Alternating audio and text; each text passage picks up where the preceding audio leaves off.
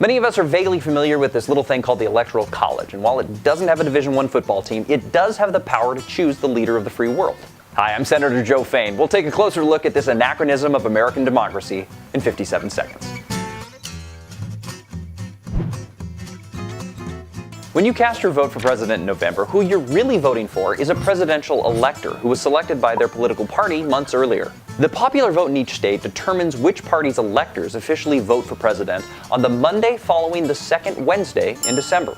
The number of electors in each state is determined by the size of the state's congressional delegation, one for each member, for a total of 12 electoral votes right here in Washington.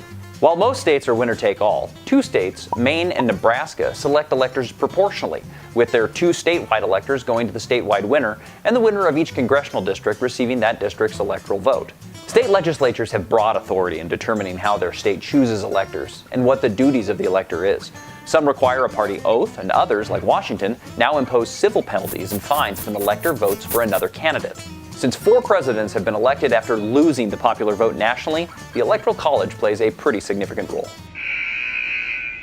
Washington is actually one of 10 states and the District of Columbia that is trying to do away with this electoral loophole without having to amend the federal constitution. The National Popular Vote Interstate Compact is an agreement between states that would change the way that they appoint electors from the winner of that state's individual popular vote to the winner of the national popular vote, meaning that the winner of the popular vote would be guaranteed to win the Electoral College vote and become president.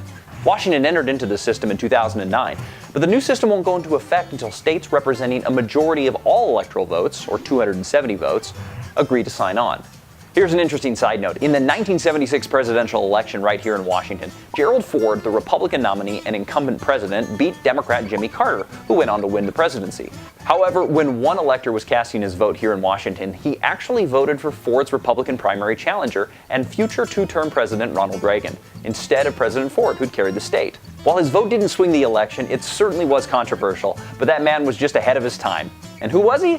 Well, that would be none other than my colleague and current Law and Justice Committee Chairman, Senator Mike Patton from Spokane.